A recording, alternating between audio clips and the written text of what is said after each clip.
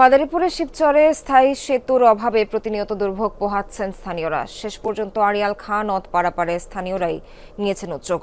বাঁশ ও কাঠ দিয়ে তৈরি অস্থায়ী সেতু দিয়ে ঝুঁকি নিয়ে চলাচল করছে মানুষ। তবে গাড়ি চলাচল করতে না পারায় রোগী পারাপার ও পণ্য পরিবহনে দুর্ভোগ থেকেই যাচ্ছে।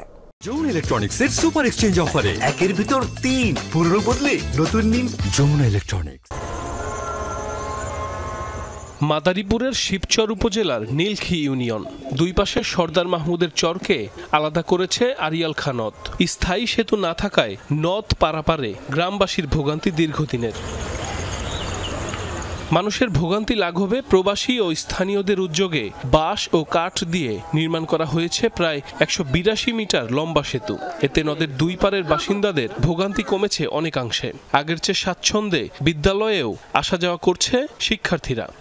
এলাকাবাসী সবাই এপার ওপার মিলেই সেতুটা করছে। এপারে থেকে আমরা ওপার যেতে পারি নাই, তো এখন আমরা এই সেতুটা হওয়ার কারণে আমরাও আসতে পারছি। সেতুটা হয় আমাদের এতটা উপকৃত আমরা হয়েছি যেটা ভাষায় বর্ণনা করে বোঝানো সম্ভব নয়। তবে জরুরি মুহূর্তে রোগী আনা নেয়া কিংবা প্রয়োজনীয় কৃষিপণ্য সরবরাহে স্থায়ী সেতু নির্মাণের দাবি স্থানীয়দের। এরই মধ্যে সয়েল টেস্ট, সার্ভে সহ বেশ কিছু ধাপ শেষ হলেও সেতু নির্মাণ কাজে কোনো অগ্রগতি নেই। স্থায়ী আমরা একটা পাকা ব্রিজ সরকারের কাছে আবেদন করি, যে এই জায়গায় আমরা একবার ওই যে এমপি সাহেব আসছিল, সে পাশ করাই দিয়ে গেছে। এখন কিভাবে আছে জানি না, এখন আমাদের এখানে একটা সেতু দরকার।